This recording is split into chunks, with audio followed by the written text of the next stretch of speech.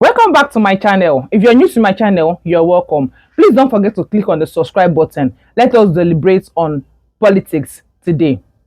Last night, fear returned, not in a movie, not a faraway land, but right here.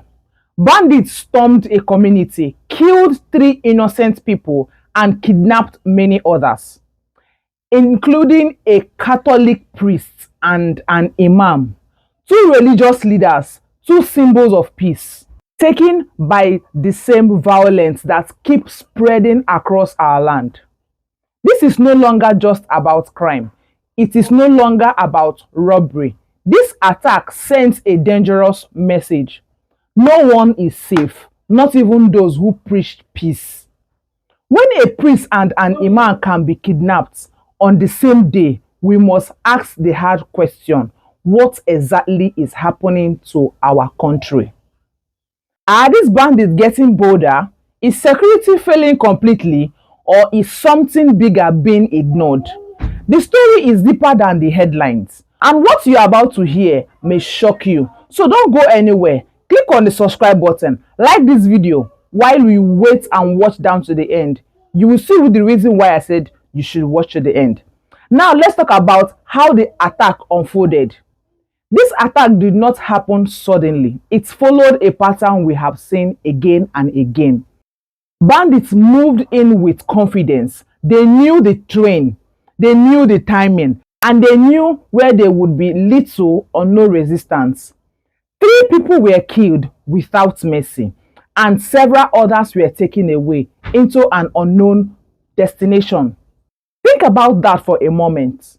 These criminals operated freely, long enough to kill, kidnap, and escape. That tells us one very clear thing. This was not just a failure of security. On that night, it was a failure that had been building for a long time. When warning signs are ignored, tragedy becomes invisible. Eyewitnesses account from similar attacks shows that bandits often study communities for days or even weeks.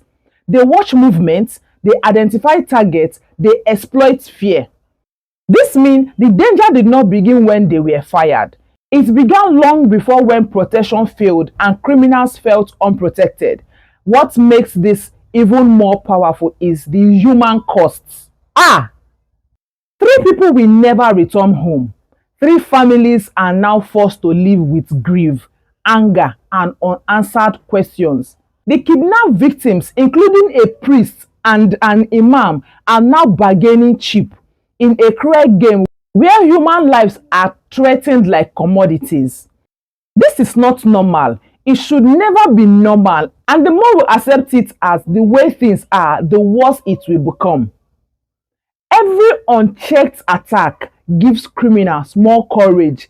Every silence gives them more power. If you believe this life must not be forgotten, like this video right now. Share it so this story will not die quietly. Comment below if you think Nigeria has reached a dangerous turning point. Now, let's discuss why religious leaders are now the targets. The kidnapping of a Catholic priest and an imam is not a coincidence. It is a calculated move. Religious leaders hold influence, trust, and emotional power within their communities. When they attack, fear spreads faster than any gunshot. Bandits understand this very well. By targeting both a priest and an imam, the criminals sent a clear signal. This is not about Christianity or Islam.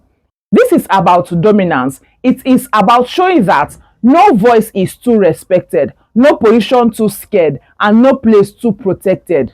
When spiritual leaders are taken, people began to feel abandoned, not just by the state, but by hope itself. In many communities, priests and imams are the first responders in times of crisis. They calm tensions, prevent violence, and give people strength.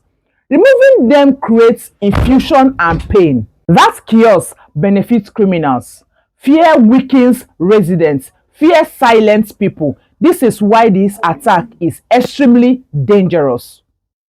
If bandits succeed in using fear to break community unity, the next targets will be easier.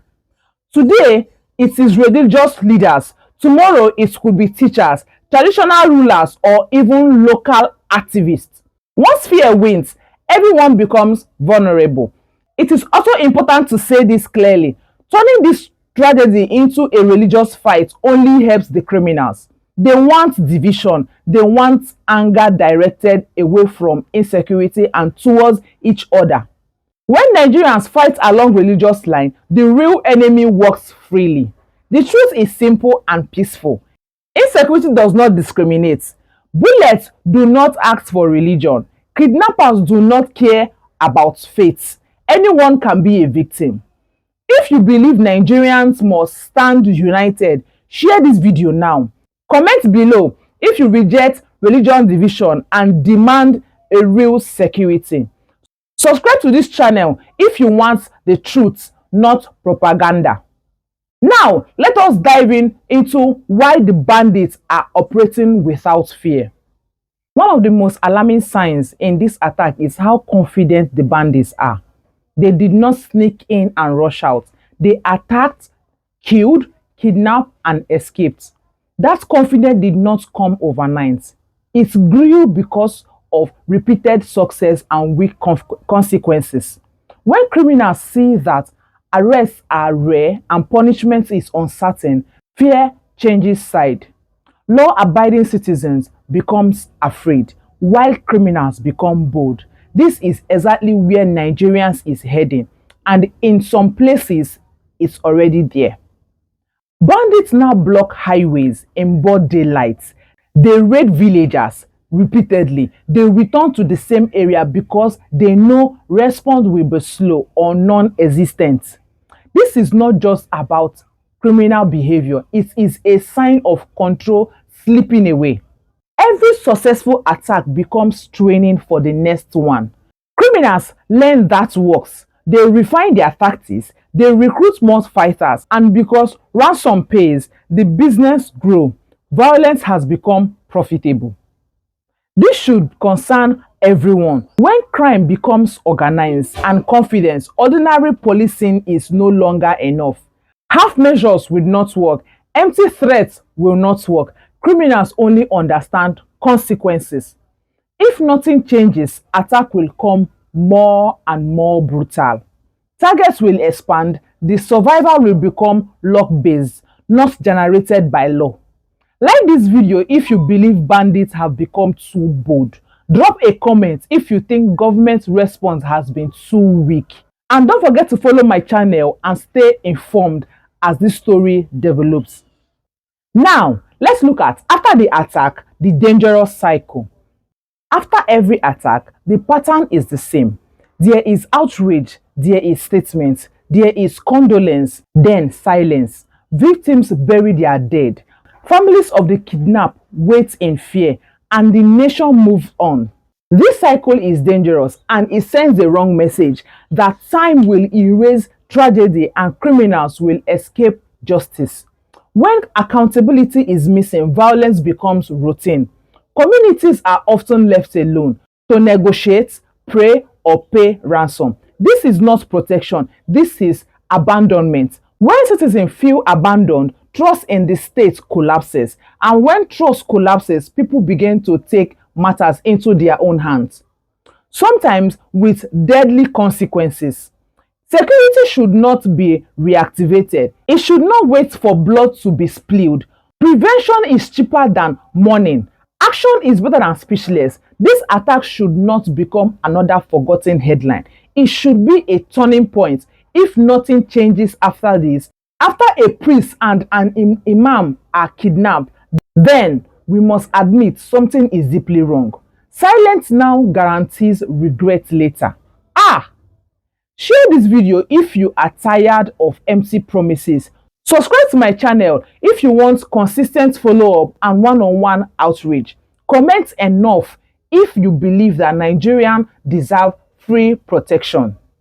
Now, do you know that no place is safe anymore?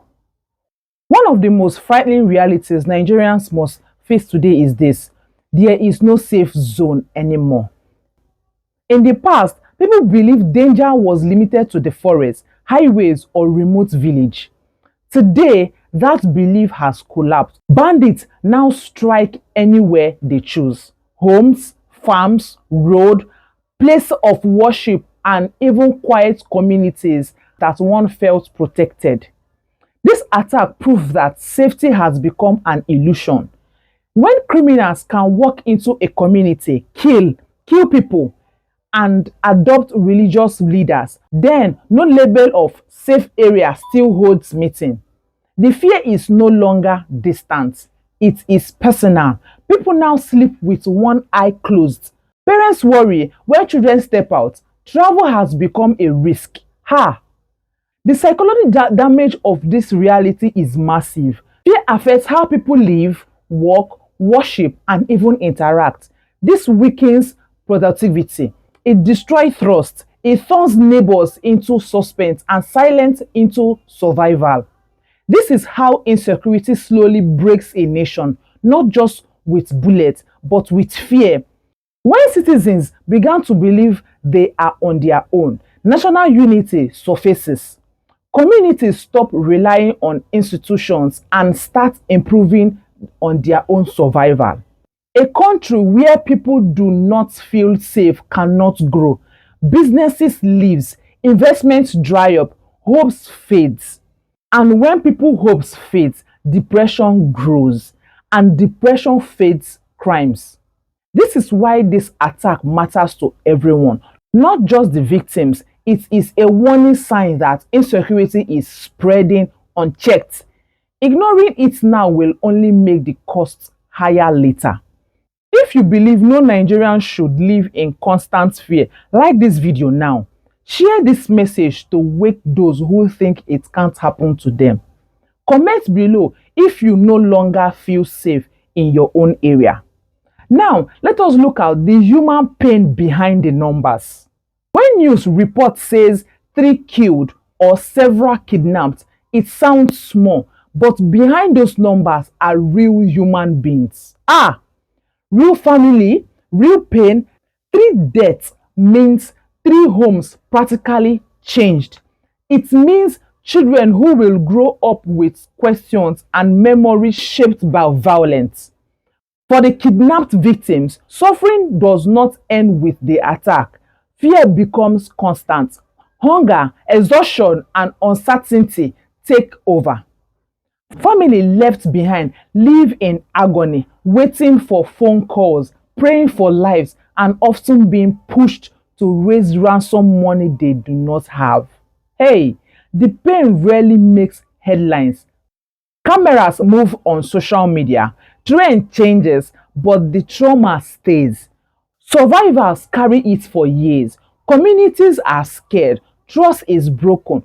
When society becomes numb to this pain, something is lost. Violence becomes normal. Sympathy fades, and criminals benefit from that silence. We must resist that numbness. We must remember that every victim is somebody's child, somebody's parent, somebody's friend or leader. When we reduce lives to status, we make it easier for the next attack to happen. Compassion is not weakness, it is resistance. Refusing to forget is a form of justice. Drop a message in the comments of support or prayer in the comments for the victims of their families. Share this video so the stories are not reduced to numbers. Subscribe to my channel if you believe human life must always come first. Now let's look at how kidnapping has become a business. Kidnapping in Nigeria is no longer just a crime. It is now a business model. Bandits plan attack based on profit. They calculate risk and reward. They attack people who will bring attention, pressure, and ransom. This is why religious leaders, professionals, and community figures are now prime targets. Each successful ransom payment encourages the next attack. Criminals use the money to buy weapons, recruit fighters, and expand operations. Violence feeds itself. The more profitable it becomes, the harder it is to stop. Families often have no choice. They are forced to pay to save loved ones. But the system benefits criminals and traps society in a circle of fear and extortion. Without strong enforcement, this business will continue to grow. Negotiation without consequences only delays the next tragedy. Ending kidnapping requires courage, strategy, and consistently.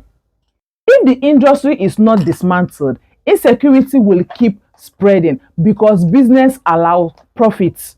Like this video if you believe kidnapping must stop, no matter how hard the fight is. Comment if you think ransom payments are fueling the crisis. Subscribe to my channel and stay engaged as we expose the truth behind the insecurities. Now, let's go further and talk about why this should worry every Nigerian. Some people may look at this attack and think it does not concern them because it happened far away or to people they do not know. That thinking is dangerous. Insecurity does not stay in one place. It spreads, it grows, and when it grows, it does not ask for permission before reaching new areas. If a Catholic priest and an imam can be kidnapped, then no profession, no status, or community is protected. Teachers, traders, students, health workers, and travelers are all at risk. Once criminals realize that society is afraid and divided, they push further. This attack shows that the line between safe and unsafe has disappeared. Many Nigerians now plan their lives around fear. Fear of traveling, fear of gathering, fear of worshiping freely. That is not how a country should function. Fear weakens society. It affects education, economics, and social life. Parents keep children at home. Farmers abandon farm. Businesses shut down early when fear controls daily life. When fear controls social life, development stops. This is why everyone must pay attention. Silence is not naturally. It is permission. When people stop speaking, criminals feel empowered. When outrage fades quickly, violence repeats. You must not be afraid today, but insecurity does not give notice. Waiting until it reaches your doorstep is waiting too long. If you believe this issue affects every Nigerian, like this video now. Share it with friends and family who think they are safe. Comment below if insecurity has changed how you live your daily life.